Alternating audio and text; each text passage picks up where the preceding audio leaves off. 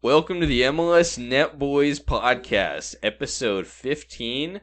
This is your hosts, Chase and Jacob. This is Jacob speaking. What's going on, Chase? I'm doing well. I'm a little distraught after the Timbers performance last night. I wonder what happened. I don't know, we'll get into that later, but I'm doing well. We've been sitting here for the past hour and a half just talking about the most ridiculous things and not anything to do with MLS for the most part. We got some big work to do after. We take an annual trip up to Seattle, take a couple cars full of guys, cheer on the boys in green and gold in Seattle. We go up there, we get rowdy, we sit almost in like the highest nosebleeds possible, and then we make the trip on home. I don't think, out of all the years I've been there, I don't think the Timbers have lost yet. I've been about 3 or 4 years in a row now. Yeah, and it's crazy. I've been going, next year will be a decade since, I think almost, or maybe the year after. The only year we skipped was 2020, but yeah, 2016 was the last time I went to a Timbers loss in Seattle. So hopefully. That's a long run, but you know what's even longer than that is our buddy Matt's record at the halftime show or whatever it is. Everybody, if you've been to a Seattle Sounders game, if you pay any attention at halftime to any of the screens around the stadium, you see the famous Seattle Space Needle race game. And pretty much how this works is there's like these 3 elevators that it's on like this animation of the Space Needle, and they all go up, and it's like gold, blue, and red or something like that. And you like pick a color you think is going to win, and it's crazy. There's like one color that's literally never like won a game. And so I think this last year, our friend Matt, he's like 8 for 8 at this point. He picks the team that has never won the thing, and they do the Space Needle race thing, and like a different color actually wins. So we're like, oh, Matt, you lost. And then I've never seen this before. They called a VAR check on the game, and then they brought it back, and they showed a clip that like the gold one actually won. So like he brought it back, and if you guys knew our friend Matt, he just turns to me with this sly dog smile on his face and just like gives me this stupid smirk, looks at me right in the face, and then Dude, what a storyline. He's only gone and done it 9 years in a row. Man's going for the 10 years. He's out here winning the title like he's Celtic. That's another deep pull for our friend group. Hey, respect to Seattle real quick. I'll say, you go to a Timbers game, and if you want food and a beverage, it's going to cost you like $50 or something to eat if you want any decent food. But at Seattle, you can get like 2 hot dogs, a popcorn, and like a couple drinks for like $12. Dude, I was talking about that when I was in St. Louis, actually, because St. Louis has really good food in their stadium. But yeah, I don't know. Also, really weird random thing I noticed when I was in St. Louis. You know how we always complain we go to Seattle, when you see the Timbers crest on any any TV in the stadium, it doesn't have the star above it for our championship. Yeah. They did the same thing in St. Louis. They didn't put the star above the crest. Which is weird because, like, if they don't do it for either, like, I don't have a problem with that, but it's like Seattle makes a point to not do it, which doesn't make sense because they've won 2 compared to our 1, so it's like, that's just an extra level of pettiness. I think it makes sense. Like, you're at a different team's stadium, so you shouldn't, like, see that star, but I think I'm just shocked because I always see other teams, like the Timbers, you'll always see their star above their crest. So, I don't know, it's kind of interesting. We're just too classy of an organization to take shots in that way. I don't know if I would call us classy in any way. You're right. But let's move on. Let's dive into the games this week. A lot of midweek games that, honestly, if we were to go over every single game, it'd be a little bit too long. So I'm going to let Jacob kind of blow through these Wednesday games. That's right. We're just going to go through some scores. Anybody who missed the midweek results. Atlanta won 4-0 versus Colorado. Charlotte beat Chicago Fire 2-1. Cincinnati won 3-0 against Montreal. Columbus 2-0 over LA Galaxy. Orlando City, New York City FC 1-1. Toronto, New York Red Bulls 0-0. Philly and DC United 0-0. Dallas beat Vancouver 2-1. Minnesota won 1-0 over Houston Dynamo. Nashville 2-1 winners over Miami. Real Salt Lake and Portland Timbers 0-0 draw. LAFC Sporting Kansas City 1-1 draw. And then Seattle loses 2-1 versus Austin at home. Seattle down in the dumps right now, man. Poor run of form for Seattle, and it continues this week, as we'll get to. But first game of the weekend, rivalry match, Charlotte hosting Nashville. This was one of our prediction games. I went for a 1-0 Nashville win. Chase went for a 2-1 win. I got the result right, so I get a point. And Nashville wins 2-1 versus Charlotte on the road. Haney Mukhtar, 2 goals.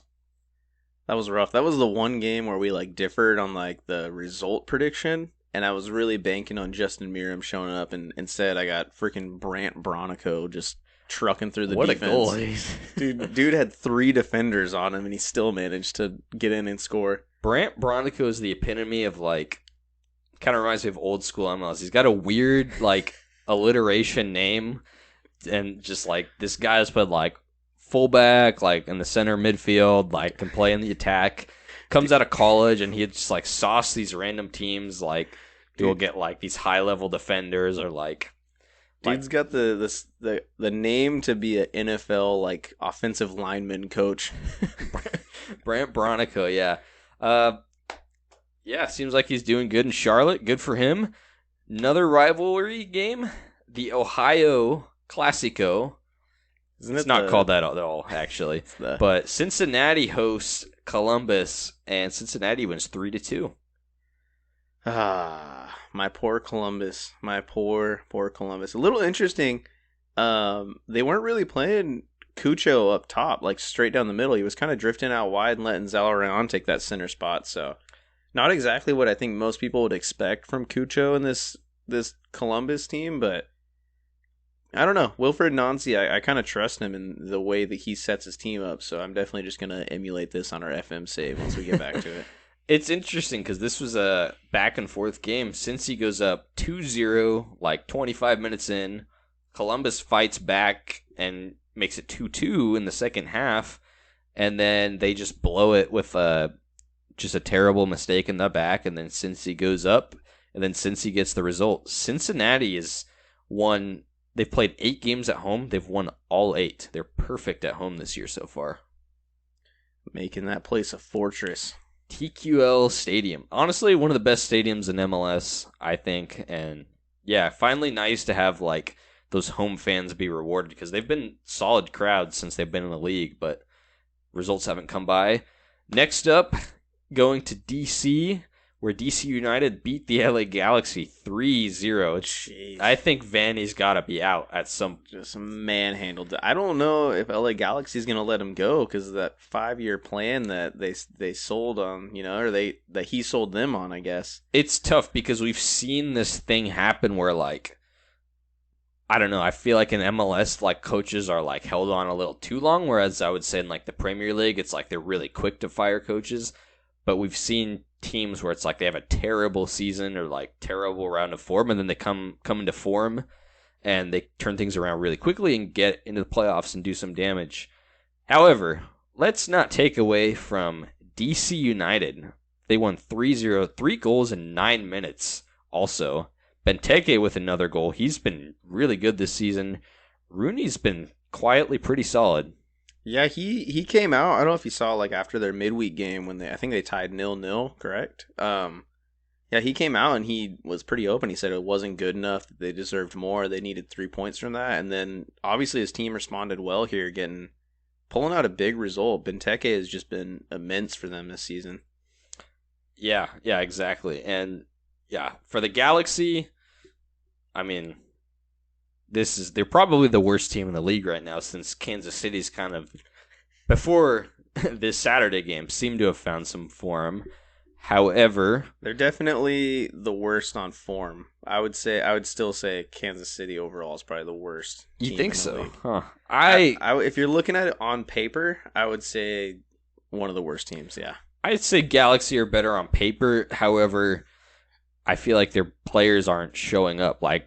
Ricky Puig has been good, but he can't just will this team by himself. He hasn't looked as good as last year, in my opinion. Chicharito's been like a step behind compared to his more productive years. Jovic, every time I feel like I see him come in, he gets a goal, but he just doesn't get the minutes he should or isn't able to make a difference. We're going to move on, though, to a Florida matchup here.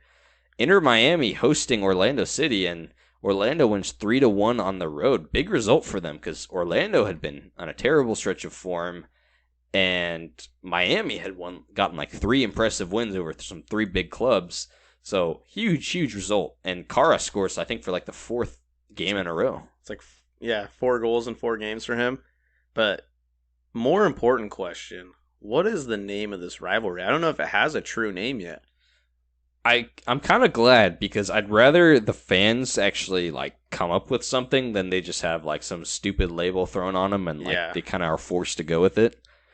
Very unrelated point, but it caught my eye on Twitter. So I saw this thing. It was like Atlanta, Charlotte, and Nashville are having this rivalry thing between them. Makes sense. They're all in the South, right? In Georgia, Carolina, and then Tennessee. So kind of in the same region. You know, we've got the Cascadia Cup in the Cascadia region, Vancouver, Seattle, Portland. California's got their thing. Texas has their thing. And they do this thing, I thought it was kind of cool. They have like this like WWE style like belt that's like all the fans like have some like input on or something like that. And it's like got this cool designs on it. But then also DC United is in this little rivalry thing too. And yeah, I saw even DC United fans were like, why are we a part of this? Like, who invited us to this? Like, this doesn't make any sense. That's so random. I feel like DC, if you were to truly give them like a rivalry game, it should be like some of those like Red Northeastern, Bulls. Like Red Bulls, like especially for the history between those two teams, like how long they've been in the league. But yeah, I know a lot of DC, like a lot of Red Bulls fans said, like they hate DC almost more than they hate New York City FC because they've been at it for so long. Yeah, and I don't know. Interesting thing I saw on Twitter this week. That's weird. New York Red Bulls 2-1 over Montreal. Another good result for a team that wasn't doing so hot. New York still riding that new coaching wave. Troy Lesesne, that's the first goal he's conceded as a head coach. I think it's been his 4th game now. Pretty crazy. If you include U.S. Open Cup and then midweek games, so yeah. Corey Burke gets a goal for the Red Bulls coming from Philly last season. Montreal loses, but they were actually on a good run of form. That's why I said kind of interesting result you see here. Montreal's been looking really good. And definitely looking a lot better since they got rid of that schmo Kamal Miller. And we'll get into it more, but I saw Bryce Duke making a clean $150,000 a year. What a bargain that is. That is a great deal for them. I wonder how that worked when they made the trade. Did they just assume the contract that Inter Miami already had, or did they have to renegotiate with him? I think the contract stays. So they just assume that contract. That's what I've seen. I think there's been some rare instances where an MLS team trades for another team's DP, and you just you have to have inherit that contract, which is really interesting to think about. But Philadelphia beating New England 3-0 at home, Gazdag brace and Carranza goal. Another disappointing loss on the road for New England Revolution. What's going on? Bringing them back to earth, man. Just reminding them that Philadelphia is one of the big dogs in the league, and you can't just count them out because they've had a little bit of a rough form at the beginning of the season.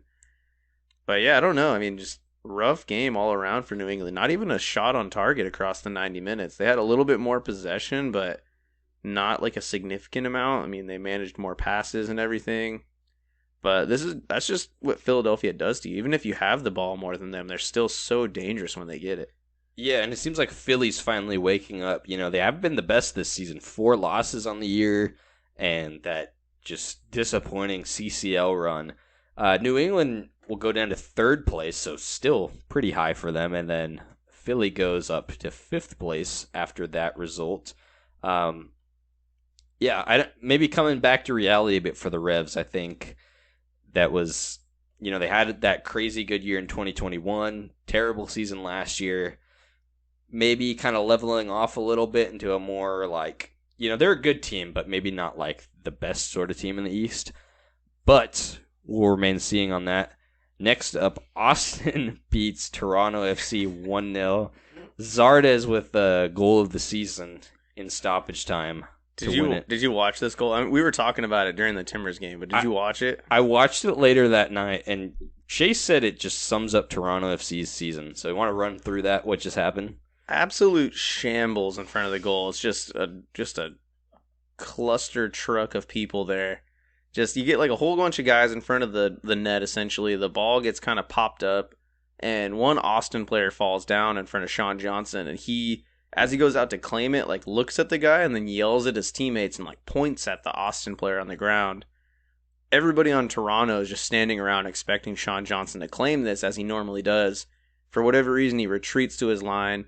It's coming out of the air. It seems like it's an eternity that it's just coming down, and an Austin player, I don't know who exactly did it, but like not even facing the goal. He's just standing, not facing the goal for the longest time, heads it backwards off the post. Sean Johnson jumps, dives, doesn't get it, lands on the ground, bounces off the post right to Gyasi Zardes. Everybody on Toronto is just standing around watching, and he just heads it into the net. And just absolute just mayhem and chaos from Toronto defensively. Pretty consistent with my experience with them in FM. Like, I don't know what these defenders do, but like every time you're watching we'll like share each other's screens so we can see the other person's game. And every time I can see the goal, it's just something stupid like that. Just an absolute just what is your defense doing? They're just standing, watching the guy just do a weird header backwards into the post. And yeah, and Toronto last place in the East, and they have 3 of the most expensive players by position in the league, which is interesting. This is the team I would argue is worst in the league, actually. More so than LA Galaxy or Sporting Kansas City. I can see that, and the thing is, they're only 6 points since it's not super late in the season. 6 points out of a playoff spot, technically. If 6 points out of 18th place in the league. Yeah, well, you got to work with what you got, right? And that's MLS's system. But do you think maybe they ride with Coach Bradley for a bit, or do you think it's time to can him? I think they've committed too hard to Bradley to can him right now. Trust the process? If they were to, right now is the time to do it before you get into the summer with this Leagues Cup kind of break. Because you could let a new coach come in, make some transfers possibly, kind of regroup. But I think they've committed way too hard to Bradley. They've kind of given him like full control on these signings. And they built a squad for him that on paper is a good squad. He just can't get it to work. So yeah, and that's kind of why we like MLS is, you see this crazy parity because Toronto FC's, that's a big club in MLS, but at the same time, there's no reason like why they shouldn't be at least competing like mid-table in the East, but bottom of the pack is just terrible. I could see them shifting him on if the pressure from the fans becomes too much, because the fans are starting to get a little bit in that LA Galaxy territory where they're starting to boycott the players. They're throwing megaphones at, getting in fist fights. Yeah, they're getting in fist fights with Montreal fans, and just absolute chaos in Toronto right now. And it's so weird because as a fan of the Timbers, there's been a lot of times where I've been really upset with how we performed and we missed playoffs. And I've been really just really pissed off in general. But then there's been times where the next season we make it to MLS Cup final. And that's just the nature of the league. You'll have a bad season and then you regroup, you get a longer off season, guys get to go on vacation, they come back, they're re-energized, and they dominate the next year. Yeah, I think that's spot on. But yeah, big decisions to make in Toronto. Next up, we're going to do, this is a crazy game. Chicago Fire hosting Atlanta United. A 3-3 draw. We had 2 red cards. A lot of lead changes, but pretty much Atlanta was up and Chicago tied it in the 89th minute. Yakumakis, their striker, 2 goals again. He's had a great start of the season. But I want to focus on Luis Araujo. And he just was transferred out, actually, to Flamengo in Brazil. Did it become official? I knew it was rumored, but I didn't know it was official yet. Became official. He'll stay till the end of June. But it's funny, we were just talking about how he's been disappointing, and then, Usually, it's like one of the quickest transfers I've ever seen. It was rumored, and then literally the next day, it was like official. Like usually that takes like weeks and stuff. Whenever I see like a Timbers rumor, but Did it? Honestly, I mean, good on them for just moving him on. I think they lost a little bit of money, but they kind of broke even here. And good for them, like just shifting the guy on, like realizing it's not working. They're not gonna like sell themselves to this guy and just keep him around, hoping that it'll click. Smart business from Atlanta. Just get the guy out of there. Get yourself $10 million for the summer to play with. yeah, disappointing to give up that late equalizer, especially since they were up a man for most of the match. But point on the road for Atlanta, they're in fourth place actually. When I think about them, they've been kind of disappointing. I was kind of expecting them to be hovering around the playoff line, but They started the season so hot though. They had that couple games there where they were just blowing teams out. yeah, it was like vintage Orlando. So next up, Dallas hosting Houston, Texas rivalry match, 1-1 draw. Yeah. I didn't watch any of this game if I'm being completely honest. Let's just FC move Dallas, like as much as I like their organization, just I have not watched really much of their games at all this year, dude. Yeah, it's they just pick up points. What else can you say about Dallas? Like they just grind out results. I mean, you should want to win at home, and I'm sure they did. I did see midweek Jesus Ferreira scored a goal, and that put him third all time for FC Dallas goal scorers. I think he's just behind Kenny Cooper. Kenny Cooper's second right now. Kenny Cooper, legend of the MLS Net Boys Dude, podcast. He just passed the legend Blas Perez. I was trying to think of that guy's name, the dude who would just Do the bowl celebration. do the bowl man. celebration. They need to bring that guy back in some sort of capacity, whether it's like a youth coach or just a mascot or a mascot fucking is just some ultra. dude. Dude, that's our mascot. What are you talking about? Well, ours is a lumberjack, not just. You think he's just gonna walk out there in like shorts and a kit or something and just do the bullhorn in front of the Dallas supporters? They'll give him like a megaphone with some bullhorns on it. Something, you What could if he do doesn't even something. speak English? I don't know. Maybe there's a bunch of people FC Dallas games that don't speak English. They could appeal to the fan base. Maybe, yeah. I was just gonna talk about how Kenny Cooper, man, we need to do some more in-depth stuff on him. That guy's a MLS freaking legend, dude. I'm really nostalgic about that. Kind of when both of those guys were playing, like Kenny Cooper, Blas Perez, like you had Henry in the league. Like the league's a higher standard for sure, but there's something special about those years. Like I feel like the meme stuff was on a different level. 2012 to 2015 era of MLS. Like right before the logo changed, yeah. Yeah. Yeah, dude, that was a segment I was talking about, dude, the before the logo change. Just talk about some of the iconic players and teams and moments from, that big shift where MLS kind of seemed like they just started going into like a whole new like stratosphere as like a league. Yeah, and I think you can kind of segment out some of the different eras. You had that initial boom from like 96 to like 2000 where it was like it exploded because we just had the World Cup, and then it really fizzled out and a lot of people thought the league was going to go under, and then it was Beckham who brought like people back watching, and he really saved the league in my opinion. And I think from like that Beckham starting year to maybe like 2010 or so when you started to add like these teams more differently, then you have that era from like 2010 to like 15, like before the logo changed, and since then, it's just been crazy, night and day. What do you think will be the next big shift where we'll see, like, because that's like what, that's about, you said about 3, almost 4 different versions of MLS. So once you hit like MLS like 5.0, like what's going to be the next big shift in MLS? Yeah, I don't know. It was funny. One of my most memorable moments was Atlanta United, actually, when they hosted MLS Cup. It was the biggest crowd ever at that point, like 74,000 people, packed house, like, it's like truly different, and like their tifo was like MLS 3.0, like it's here, like pretty much, and like I thought that was pretty like fitting. I think with the World Cup coming about, I think with this Apple deal, I think you're gonna start to see a lot more money poured into these leagues. They're changing rules like a lot, honestly. Like they just got rid of the Discovery right thing. I think they're gonna get rid of a lot of those things. I think the salary cap can and should stay. I think they'll keep that, but I think they'll. You know what would be interesting if they just kind of maybe made like a way higher salary cap, but just scrapped the DP rules and just said you spend this however you want. That way you could spread the wealth so that the average payer is a lot better. Yeah. Yeah, I agree. I think a lot of stuff about the wage structure in MLS is good. Like we were just looking over the salary guide recently, and the fact that there's a, like a minimum salary for a lot of these guys who are coming out of college that are starting their professional career at a way later age than guys across the world.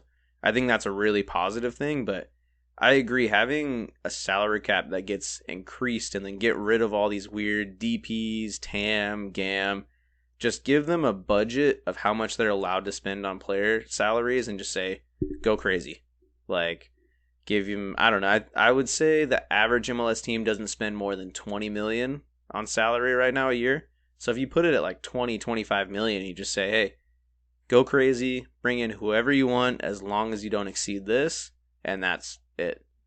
Yeah, I think that would give you the best of both worlds. You keep that parity intact in some degree, which I think is crucial. That's one of the selling points for MLS is that, it's uniquely like set up compared to these other leagues. You don't have just one or two teams running away with the league. I hope they never scrap the playoff idea, honestly. That's one of the things that makes it unique. People disagree. People like it. Some people don't. Pro Rel is always the talk. I don't see it feasible, although it would be kind of interesting. We'll have to see. You know what I'd love to see for them to implement Pro Rel is right now they're going to be at 30 teams soon. If they keep going up till they get to 40 teams and then they just decide, all right, we're going to do Pro Rel next season. Starting right now, bottom 20 teams, you're going to be in the second division next year. Or like bottom 10 teams of each conference.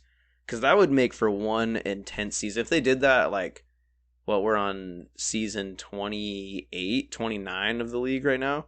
If they did that for like a big, like, season 30, season 35, season 40 or whatever of MLS. So it was like this huge, really important season. And after that, they had MLS 1, MLS 2. And there wasn't anything below that. And you could just have teams kind of switch in and out. I think that'd be really interesting. Even if you did 3 for the West, 3 for the East, I think that'd be really interesting.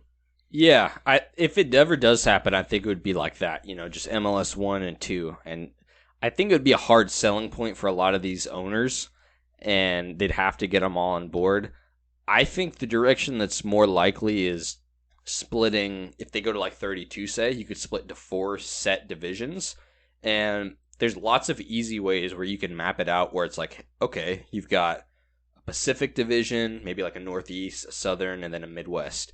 You could have 8 teams in each one, play every team in your conference twice or 3 times, and then play every team from the other conference once, and that would end up to about an even 34 games. And that's like on par with most leagues in the world, and everybody would get to play every team. I think that's pretty ridiculous now where you don't have teams playing each other in the season.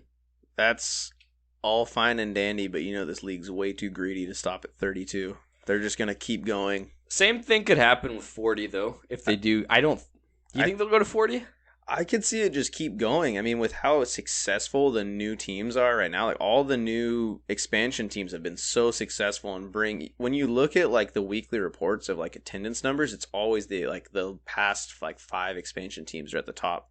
Yeah. It's always, you're going to see Charlotte, you're going to see Atlanta, St. Louis if they have a home game, Austin. Any of those teams are always at the top, and there's so much interest in them versus a lot of the old teams don't have nearly as much interest left in them. So I think you're going to see the league just get so greedy to keep growing, and they aren't growing. I mean, it's kind of like it's like an artificial growth for them. Rather than just like having your set teams and just seeing like a natural incline of like people getting more and more interested in the league. It's like they just get this huge like surplus or just like injection of fans every time they add a new team. I see what you're saying, but at the same time, I mean, that's how I got into the league, at least because Portland, joined the league. And I think there's a lot of markets that, have big soccer fan bases that like, they're not really interested in it until like MLS comes to their city. Las Vegas has been rumored. Sacramento was awarded a team, but then it got like the owner backed out. Let's go with 5 teams in California. Yes, that'd be. I mean, I think they could suffice. I mean, we're like this is like the most unique I guess. sporting landscape in the world. Like we can definitely hold 40 teams. Well, yeah.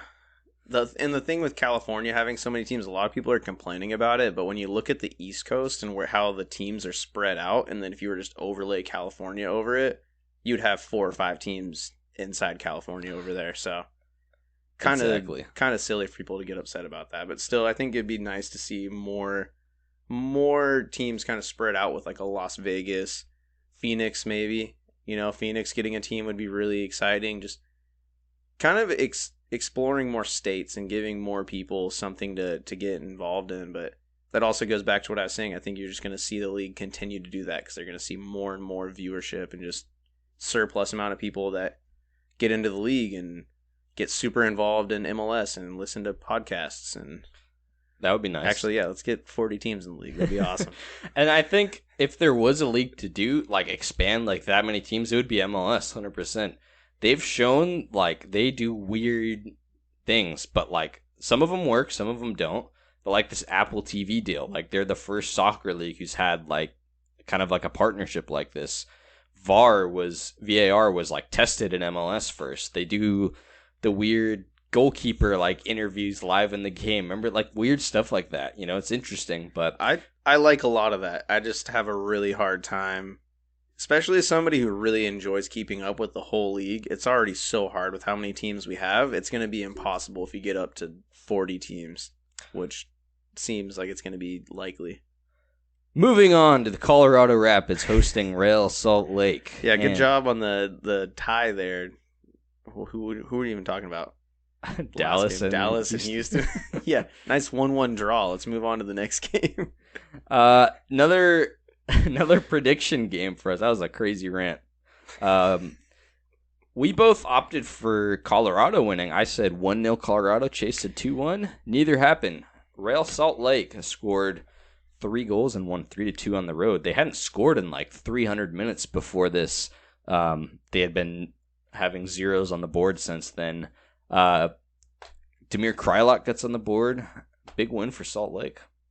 We absolutely underestimated the Pablo Mastroeni just effect on this team, dude. Coming back to his old stomping grounds, too. Pablo Mastroeni, this derby right here.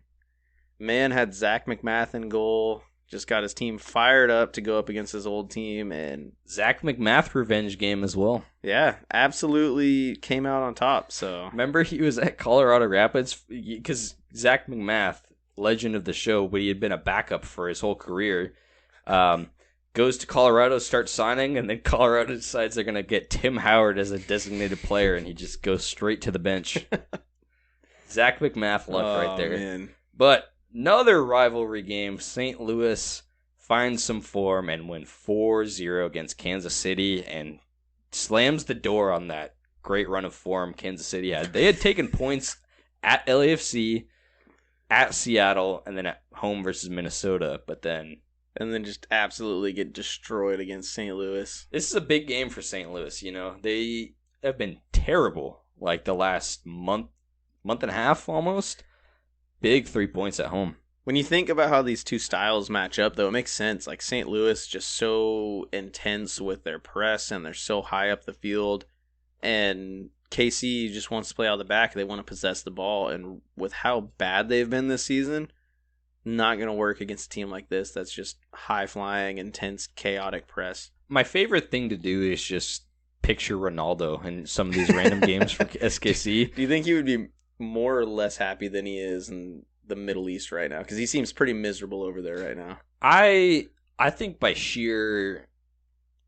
I don't know. It's tricky because you never know what his family's like. I feel like he would have adapted more to America because he lived in England. There's the language is the same here.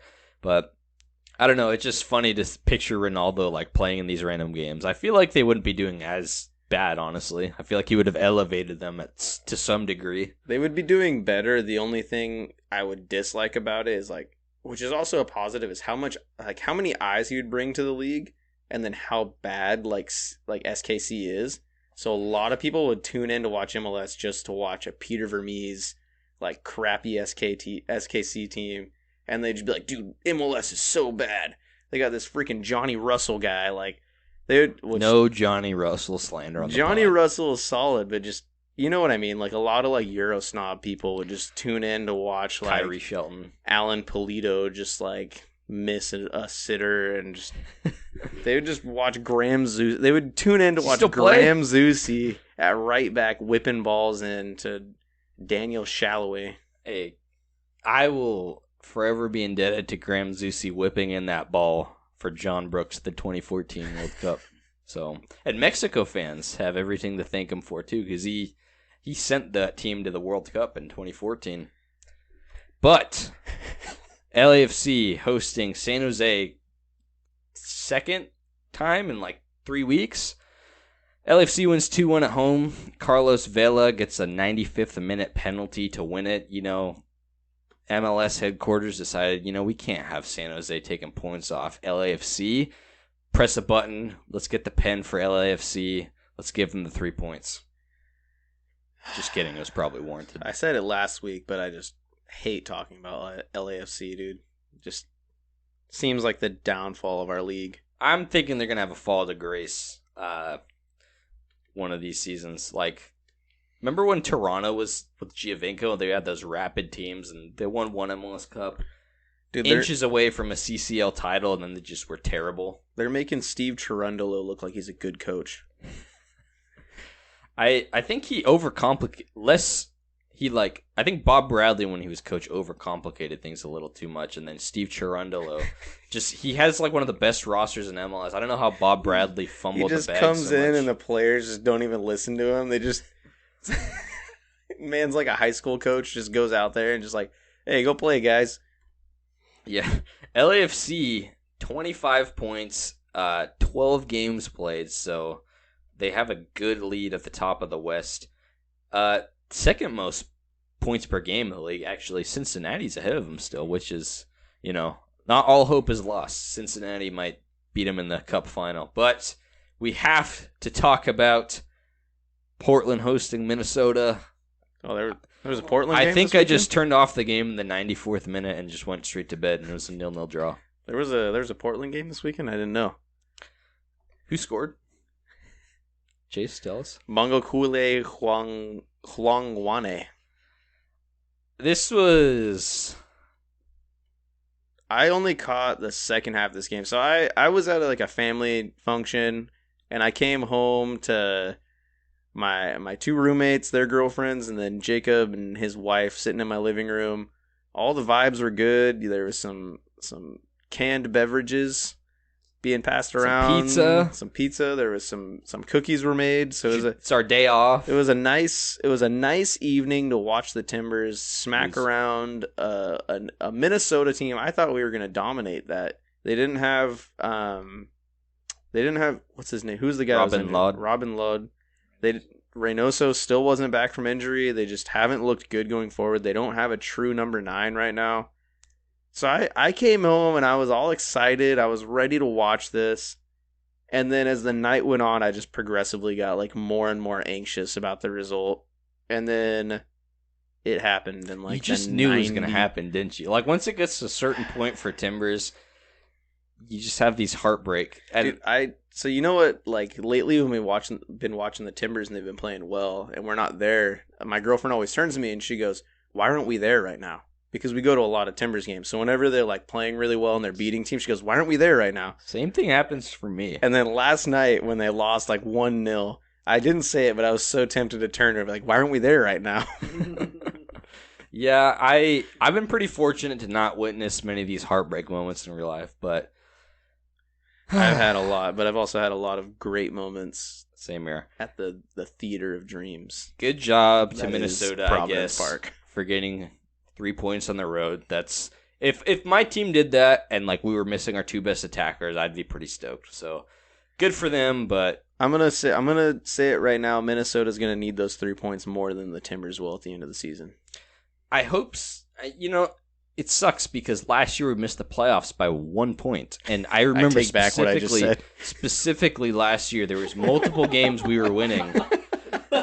And we dropped points at home. We dropped points on the road in stoppage time. You know what's even worse than that? Remember, I think it was the 2016 season where we didn't win a single away game the whole year? And then we had our last game in Vancouver. All we needed was a draw, and we couldn't even pull that to make playoffs. Yeah. After winning the MLS Cup before. Yeah, us and Columbus Crew both missed the playoffs that year after both being in the final. First time in MLS history, actually. Vancouver, for some good news for us, hosted Seattle. Vancouver, my second favorite team in the league because they were playing Seattle this week. So Vancouver beat Seattle 2-0. And Chase nailed the prediction 2-0. I got the score right. So 3 points for Chase, 1 point for me. Seattle, rough stretch of form. Let's go, Vancouver. I hyped up Vancouver and San Jose 2 weeks ago on the solo podcast I did, and then they both lost right away. Vancouver coming back, proving me right that they are the real deal. They're going to start marching up the table. Interesting here because, Seattle knew who was back. Christian Roldan was not back. Leo Chu was starting again. So they're getting some of their players back. They rested João Paulo. Bear was on the bench, but, they're got a couple key guys back, Nuhu and Leo Chu, but what's not clicking for them right now? Well, they started the dinosaur that is Freddie Montero up top. That guy's been solid though for them. He's had a But it's been proven this season if they want to score goals, put Leo Chu on the left and put Jordan Morris up top, and they're gonna just blow through teams for whatever reason. But every time they try and switch it up, and it's like Jordan Morris is so humble about it. He's like, I'll play wherever the team needs me. I'm not the best striker on this team. And then when he goes somewhere else, they just look like just terrible. Yeah, and I don't know why they shifted away from that. So maybe there's something going on. Who knows? Obviously, they underestimated the power that is the Vanni Sartini system. Probably not. I think Seattle just playing like crap. That's true. Stephen Fry own goal in the 58th minute, so have fun with that one, Isaac. Sorry.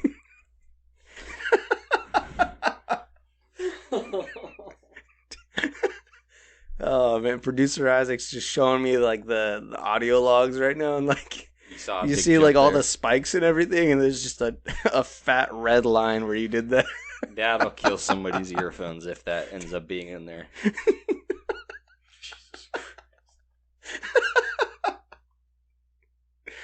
Oh, all right.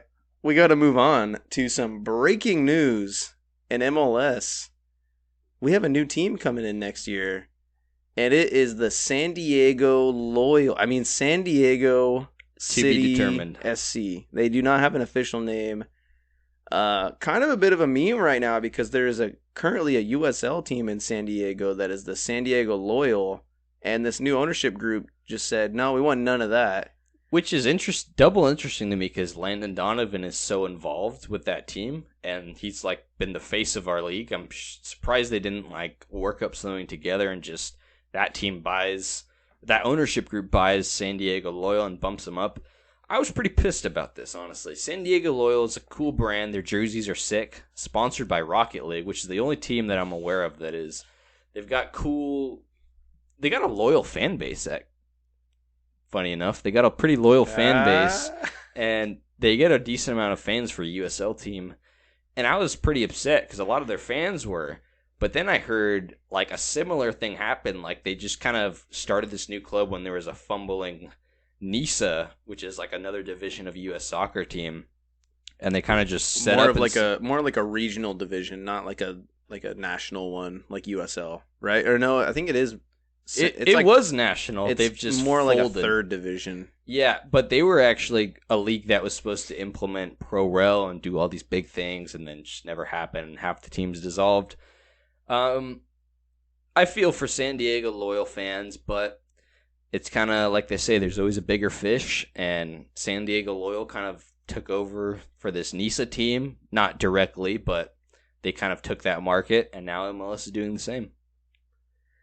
Yeah, I agree. I was kind of in the same boat. I was like, why are we just ignoring this USL team that's in the same city? And I was also a little annoyed too because, like we said earlier, I think there's other markets that could be explored rather than just another California team. And then I started to really think about like, the population that's within California and people who live in San Diego aren't going to trek all the way up to LA just to go watch their team play. So, makes sense to plug another team in there. And then doing some research into the ownership group, don't remember the name of the family that bought into it, but it's a British Egyptian family that also owns the Right to Dream Academy, which is an academy that it was established in West Africa, where they pool together all the best talents, young talents. They give them a place where they can go and they can learn. They go to school, and then they give them a place where they can train at a high level. And then they actually help them move on to bigger clubs. I believe they bought a club in Denmark, I want to say, and that's become their place where they help a lot of these kids from different countries in West Africa get an education, learn about soccer, develop their skills, and then they give them a place in Europe to play, and then they ship them on from there. There's Ajax player right now. His name's Kudus, and he's kind of like the star player that's come out of it recently, but really highly rated, and a lot of top 5 leagues are looking at him. So looking like San Diego City SC, whatever they are, is going to be the next destination where they send a lot of these young upcoming African players. Can I get a Atletico San Diego instead of an FC, please?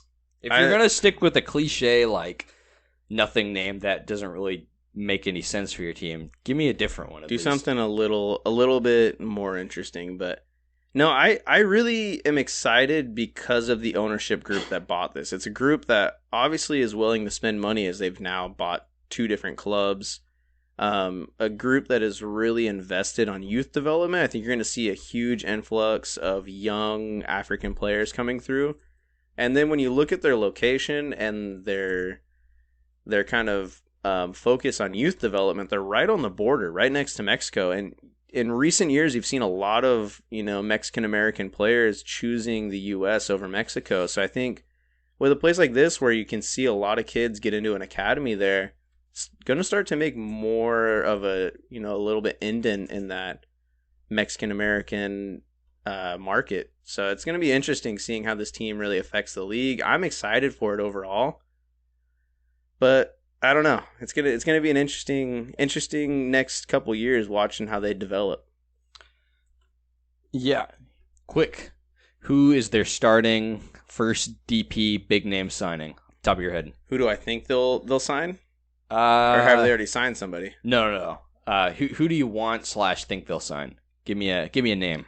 Who do I want / think they'll sign? That I think it has to go with somebody that's gonna kind of like fit what their overall ethos as a club is. So I think it's going to be somebody. It's obviously not going to be a young European player. Oh man, you know what I really want to say? Paul Pogba.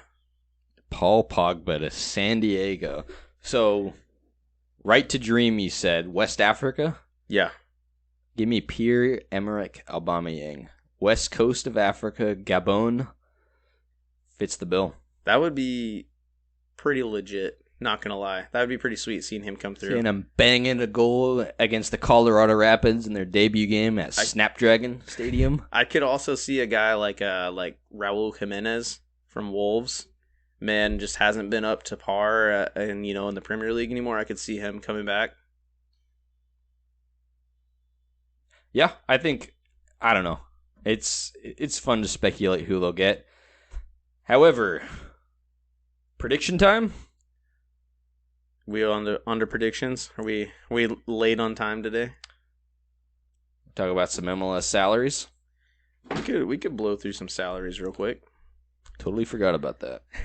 With the new, I don't know if it's necessarily how new it is, but the MLS Player Association recently released the salary guide, and a lot of interesting salaries coming out, and Jacob and I kind of wanted to go over a few undervalued, overvalued players. Kind of goes hand in hand with this new San Diego team coming up. They have a little over like a year now to kind of develop the roster. So I think they might look at some of these undervalued assets in the league and maybe learn from the overvalued guys. Yeah, we've seen a couple of newer teams do, like St. Louis SC had a Next Pro team who started before their MLS team, so they had a ton of their players, especially the foreign players, move to St. Louis, get some minutes with the Next Pro team, get comfortable with the city, and it was really smart. And, they've been a solid expansion team. They also had Bradley Carnell be the assistant coach for those games, and I think he assisted whoever their current coach is now. So he didn't just go in and kind of take over. He just was the assistant coach and helped out with those games. Really, really smart move by them, because it's kind of weird if you're in that in between time where you don't necessarily have like a season. Like New York City FC, I remember, sent David Villa on loan to Melbourne City in the A League, and he played 5 games for them. So I've seen some other teams send players on. I think Atlanta United did the same thing. They'd send their players to the Mexican League or something. But let's take a gander at some of these valued players here. So with this report, it shows you every player in the league and their annual salary. And Jacob and I kind of went through and we found a few guys that we thought definitely should be getting paid more, and definitely there's a handful of teams that could be looking at him. And the first guy that I ended up kind of catching my eye was Jackson Reagan from the Seattle Sounders. Is currently only making $85,000 a year as a starting center back for a top tier club in the league. That is shocking. Yeah, jokes aside, that's a bargain for Seattle, and a lot of players speak highly of their time in Seattle. Always, it's a well-run club. They have a lot of fans, and I'm sure Jackson Reagan will sign a new contract at some point and stay around there unless he moves over to Europe. So good pick. I mean, for comparison, how much was Luis Mabiola making? He went down, I believe, but he's at $400K now. So he's making 4 times as much money and is probably 4 times worse the player than Jackson Reagan. And I think you can see the value in the super draft. A lot of people are saying the MLS super draft should be dismissed or whatever, but we've seen a lot of players come from that and still contribute. Obviously more don't come from that, but Seattle gets him, and from college, and this guy was selected by Chicago. Seattle signed him. He played on Tacoma for a couple of years, and then he comes over. Reminds me of Zach McGraw from Portland. Drafted out of Army, and then kind of learns the ropes for a year or two, and then begins to start and put in some big performances. I agree. Speaking of the Timbers, our next most undervalued player is Juan David Mosquera. He is our starting right back, and he's currently only making $184,000 a year. Which, when you look at his output and you look at how he plays, guy is, I think, up there with probably one of the best right backs in the league right now. And I don't think you'll see that coverage from, kind of the mainstream MLS media, but I think a lot of true fans who watch the league would agree. Yeah, I mean, you can't. Last game aside, because he couldn't cross the ball to save his life, his attacking is just crazy. He is so easily able to dribble around players. Usually is pretty effective in the attack. And I feel like when I watch these games, a lot of them do highlight that Mosquera, he probably won't be in the league very long because he's got such high upside. He's already been capped for Colombia, goes to camp with them now when there's national team duty. Really smart scouting and signing by Timbers FO on that one. Yeah, I mean you're spot on. When you look at his stats per 90, he's in the top 5%, top 10% for a lot of crucial stats for our fullback, progressive carries, successful take-ons, progressive passes. He's up there. He's just absolutely just dominant down that right wing. But moving on to our next guy, a little bit, quite a bit higher actually in his wage, but still I think undervalued, is Jose Cifuentes from LAFC. Yeah, he's big part of this team last couple of years. A lot of people thought he was going to jump ship and, go to Europe, but he stuck around. And I mean, that guy's been so good. You can see him with Ecuador when he plays on national duty. And when you look in comparison to some of the other midfielders in MLS, I feel like midfielder is a position usually a lot of clubs cash out on. Like, this guy is money compared to some of the other signings. I don't know if did I say how much he makes? He only makes $468,000 a year, which is nuts. When I pulled up his stats right here, and I'm going to just kind of run through them really quick. But when you look at expected goals, he's in the top 6% for his position. For shots, he's top 10%. Assists, top 12%. Assists, or expected assists, he's top 5. Shot creating actions, top 9%. Progressive passes, carries, take-ons, all within the top 2%. So he's just, without a doubt, one of the best midfielders in the league, and not really valued at it with his price point. Guy could easily be a DP for a majority of the teams in the league. Interesting, too, he's actually started 7 games and then come in as a sub as the other 4.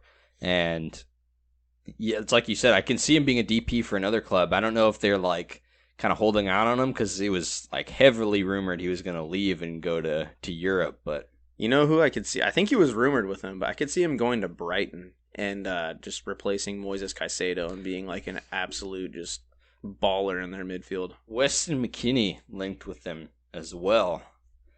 Let's do some opposite end. Some overvalued players. And I'm going to go lowest to high here. And first guy up, Jozy Altidore. Oh, Jozy Altidore, man. I feel bad for this guy. And for whatever reason, he took the brunt of that 2017 non-qualification for the World Cup. I like the guy. I mean, he's clearly not the player he was. He's got a late game subbing in role for the Revs now. But man, yeah. $2.2 million to start, and I think with bonuses or if he hits numbers, it'll go up to like 3. Yeah. That is not worth it for a substitute 20-minute a game striker. Yeah, kind of ridiculous. I don't know how many goals he scored this season, but it'll be fun to look at the end of the season and see how much they paid per goal for this striker, because that is a nuts amount of money. But not too much to say other than that, because I mean, I have a lot of respect for Jozy Altidore as a player. He did a lot in his career. Similar to our next guy, we have Douglas Costa making $3 million a year. I think this is like the face of just terrible roster and contract decisions, because I think when this guy signed, everybody was like, oh, like, this guy's way past it, and the Galaxy fans were like, well, I kind of viewed it in like a similar way to the Bale thing, where they both seem kind of checked out as players, whereas Bale ended up contributing in like a big moment, whereas Costa just takes away from the team in big moments, gets red cards. And it seems like LA Galaxy has been doing their scouting on like FIFA 16. Like they're just looking at like Douglas Costa, the Martin Cossares to Douglas Costa Juventus link. It's just been like so terrible for them, dude. I don't know what their thought process was. I think everybody knew it was going to be a terrible transfer. You might see some sparks from him that would be fun, kind of similar to like how Asprilla used to be for the Timbers, like guy that could just pop off with some skill moves, but then no end product. And where you've seen Douglas Costa is just has no interest. Like Asprilla kind of revolutionized his game, but he's also a lot younger. So I don't know, just terrible signing overall. As an MLS sicko, I love to see Douglas Costa, who's won titles at Bayern and Juventus and played at the World Cup for Brazil, being compared to a outbreak dire on Asprilla. Mr. October right there, man. That's Moving right. on, our final overvalued player is the highest paid player in MLS currently, and that is Lorenzo Insigne at $7.5 million a year. Ridiculous money for a player who is just kind of, I think he's past it. I don't think he's nearly the player he used to be, not interested, and he's just super short. See, a lot of people said this was like Giovinco 2.0. I don't think he's past it or disinterested. I think Toronto FC is just such a mess that they're just making all these players like. I think he's been good, honestly. He's had some really good moments. He's had some good goals, some good dribbles. Not worth $7.5 million for sure, but who's talking about progressive carries now, huh? No, I'm saying he has contributed, but it's just Toronto FC is a shambles organization right now. Their defense has been terrible. Their midfield gets overrun. Insigne hasn't been great. He's been injured too, but not worth the money. He's got 1 goal so far this season. He has missed a lot of games though, right? Yeah, he's missed a handful of games. Oh, man, just a terrible. Hey, I will forever terrible thank transfer. this man for contributing to that Italy team who beat England in the Euros at Wembley in 2021. I'll give him that. I mean, last year he was at about a goal every other game or so in his 11 games that he played. But I don't know. For a Toronto team that's performing so poorly, you would expect to see a DP like this just really turn up and kind of take the team and just bring them to a new level. Similar to like Benteke is doing with DC right now. Guy's absolutely just putting them on his back. But I think Insigne is a little too small to carry the weight of a team. Beat England in the Euros. Thank you, Lorenzo Insigne. Take that, Ryan. Wrapping it up here, we're going to do some match predictions. I haven't even looked at what games we're going to I had the predict. favor of selecting 3 games for us, Chase.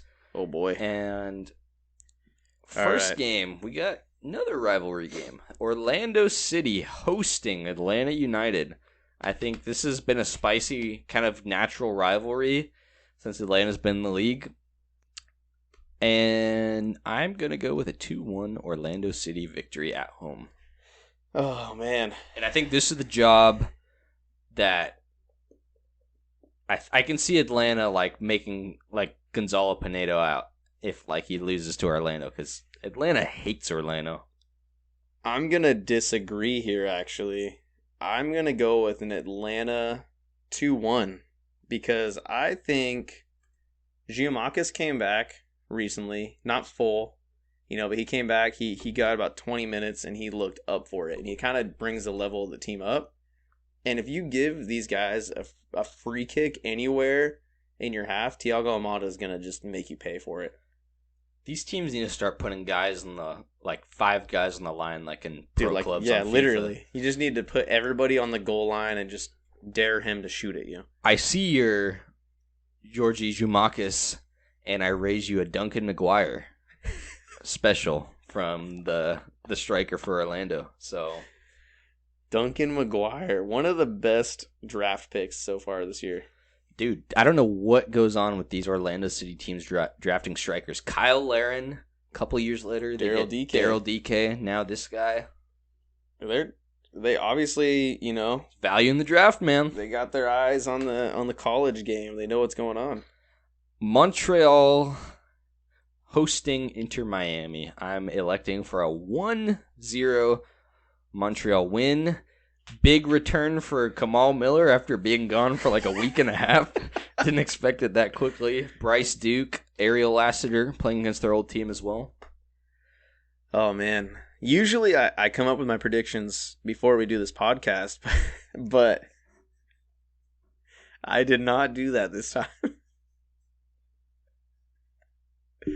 Oh, man. Montreal and Miami. My heart wants to say Montreal because I picked them to end up high this year, and they've been on a good run of form, but something about this just screams like a Miami just edge it out with like a Joseph Martinez like skip and hop weird penalty thing he does. So I'm gonna go with a Miami 1-0. Bold from Chase. Last prediction game for us, New York City FC hosting Philadelphia. And I'm going 3-1 Philly. Philly's looked good lately. New York City FC has not. I won't overcomplicate it than that. I think Philly, and these are two teams who don't really like each other at all. There's a history there of meeting in the playoffs. I think Philly wins big on the road. I'm going to agree with you this time. I think Philadelphia is going to pull out a 2-0 win. I think they're going to just blow through this NYC team. I don't know. Philadelphia is just all they have to focus on is the league now, and I think they're just going to start to dominate teams. Just to lose in the biggest game Just to lose in the biggest game of the season against the Portland Timbers. Calling it right here. You're going to see Portland Timbers and the Philadelphia Union MLS Cup 2023 and a Yaroslav Niezgoda hat trick to seal the deal. False. It's going to be a freaking Frank Boley assist to Nathan Fogasa. Bicycle kick to win it. Or we just won't make the playoffs by 1 point because we couldn't hold on for a draw at home. No, we do it every other year. So we're going to make the playoffs this year. Every third year, actually. So we're going to... 2015, 2018, 2021. Well, we miss the playoffs, then we'll make it the next year, then we make the cup the year after that. So we're going to make the playoffs this year, but we're going to lose to like Dallas or like Minnesota or some random... I could see us losing out to San Jose. Don't you dare. In a 3-leg weird game. That's right. That we're gonna have one home game where we will play decent and then lose in the third game. Anyways, we're just getting into the weeds now. This is our first. Last week was our first one together, but we were very crunched on time. Me and Chase haven't had some good time to just spitball some MLS takes between the two of us. Just spitballing some MLS back and forth, dude. That's right. Nothing. It's one of the highlights of my week. It'll be. I enjoy doing this, and it's going to be interesting in a couple weeks when we are in Seattle with 6 other men who aren't as invested in MLS as we are. We got 8 dudes in one Airbnb rental. Big ups for the rivalry game, and we're going to do the live podcast. It'll sound exactly the same for you guys, but for us, it's a big deal. We should make them all sit down like on a couch, like an audience, and just like set up a little stage and sit out there and like speak to them. We can take questions from the crowd. None of them know that much to. Dude, we could take. That's not true. We got a few guys that could give us some good questions, some good MLS questions. We should have a spare mic we hand out to the crowd. I kind of like that. We got a really good range of soccer like IQs. We got some guys who are pretty invested in soccer. We got one guy who he's a faithful man. This is every year we do this trip, right? And me and this one guy have been almost going a decade. We're the only two who are 100%. And this is like our World Cup final or Super Bowl, whatever is bigger for you. And this is like the game of his year every year, and he gets so into it and then doesn't watch a lick of soccer till the next year. Oh, man. I have a story to tell you about him later after we end this podcast, actually. So, that's going to wrap it up. Yeah, let's wrap this up. Episode 15. Send us an email at mlsnetboys@gmail.com. One of these years we'll have an Instagram page that you can actually follow us on, or Twitter. And not yet. If anybody wants to email us a question, comment, concern, idea, hate mail, I would actually gladly read some hate mail. Let us know. Thank you guys all for listening. See you next week. Keegan Hughes, come on the show.